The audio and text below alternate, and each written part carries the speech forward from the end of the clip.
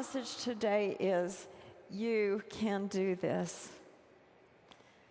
We have a tremendous responsibility to help others gather God's sons and daughters, and He's providing resources and tools to accomplish this great latter-day work.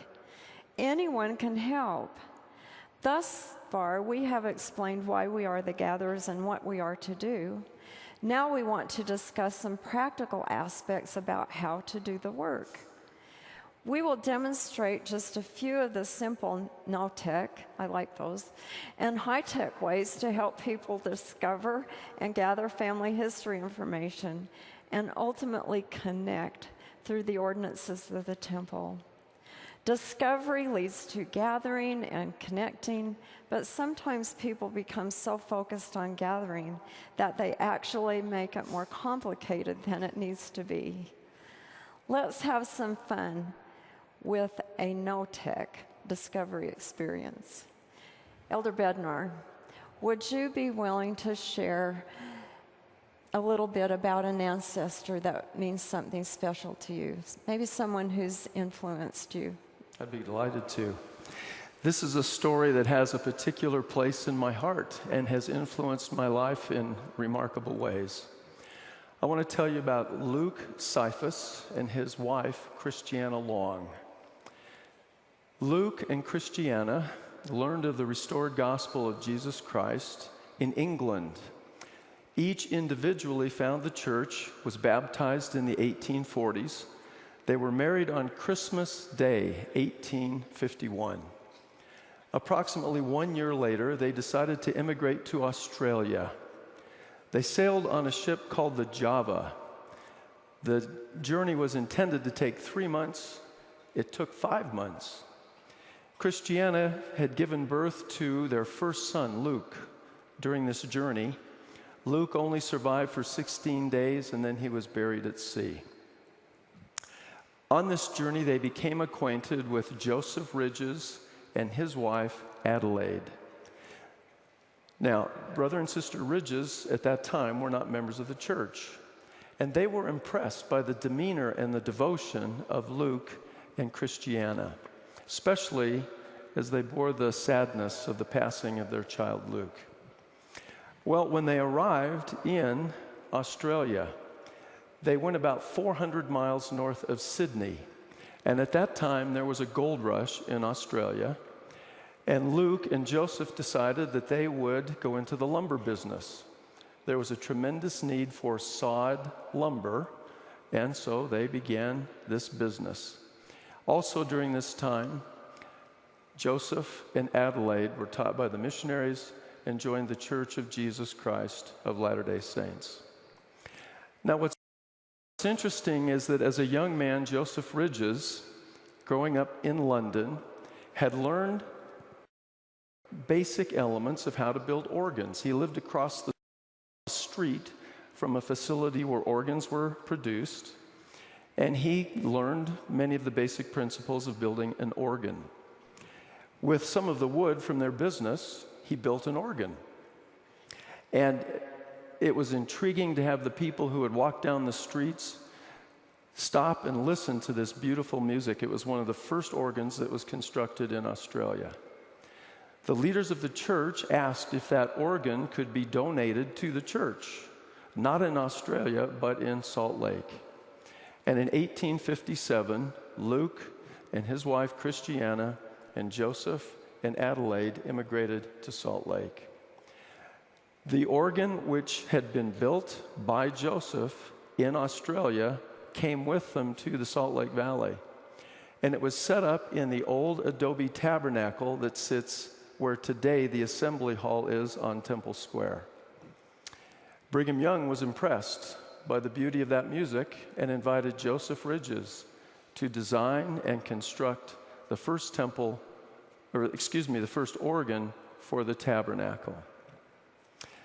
Now, this tabernacle, I can't get that straight. This organ is one of the iconic symbols of the Church of Jesus Christ of Latter-day Saints today. It's been expanded, renovated, modified many times, but the original core of that tabernacle organ was designed by Joseph Ridges, who learned about the Church of Jesus Christ of Latter-day Saints from my great-great-great-grandma and grandpa, Luke Cephas and Christiana Long. So you recounted this story. Why do you think that is so meaningful? What kind of an influence has that had on you? When I first learned of that story when I was a little boy, it always struck me that Luke and Christiana, in a very normal and natural way, by living the gospel, were fantastic missionaries. And the very simple things that they did that influenced Joseph and Adelaide produced a result that no one could have foreseen at that time. So, I've always just been impressed by the simplicity of doing missionary work and the long-term impact that it can have in so many lives. And I testify that since I've known Elder Bednar, he's been a lifelong missionary. It's been amazing to watch him be a wonderful missionary like his forefather. I wanted to ask you another question, Sure. too. Do you remember many years ago when we were in Australia and we stood on the shore of the Indian Ocean, we looked at each other and remembered about Luke and Christiana, that we had ties through them, that you did, to the people of Australia. And we felt something then. Now, you just told that story. Surely you felt some things as you were telling this story and recounting it. Could you share with these people in just one or two words what you felt while you were telling the story? Gratitude, simplicity, and love. Thank you. Thank you. Now, you can clap if you want.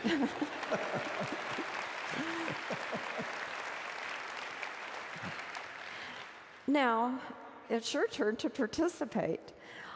Would you each take a moment to identify an ancestor who is important to you? Are you thinking? Hopefully you've identified one. Then, would you turn to the neighbor sitting next to you and take just 1 minute to explain why that ancestor is important to you? We have a time clock that will go for 60 seconds so that this won't get out of hand. But please share with your neighbor about an ancestor that you've identified and why that ancestor is important to you. Are you ready? Okay, time clock.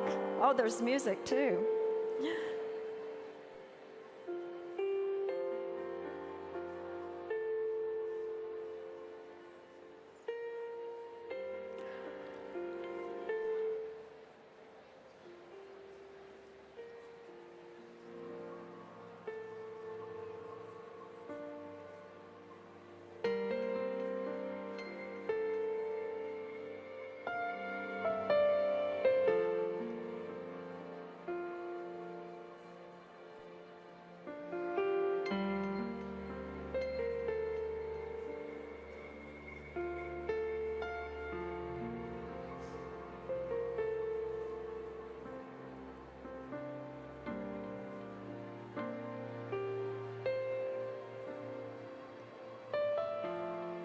Okay, we're starting to wind down.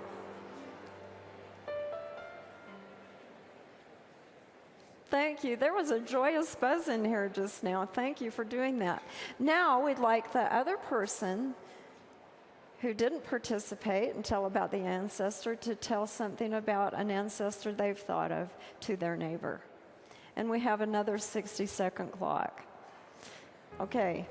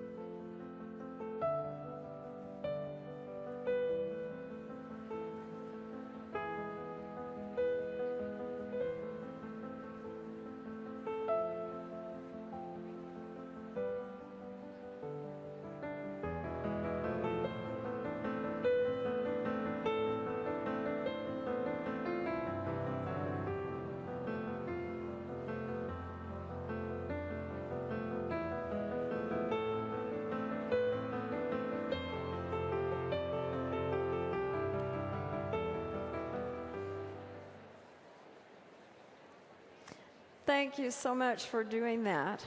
Now, do you remember the question I just asked Elder Bednar about what he felt in his heart as he was sharing about his ancestor? Would you just share with your neighbors in one or two words what you felt as you were sharing about your ancestor?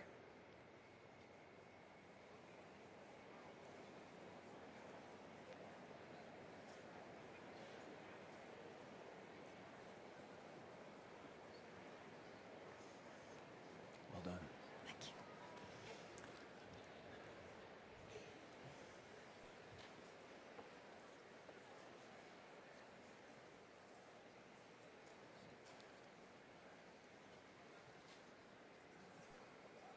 Now, typically, these are the important concepts identified by people who participate in this experience. This is called a word cloud. And what you'll see is that the most frequently mentioned topic is the one that is the biggest and more central in the total cloud of the various concepts.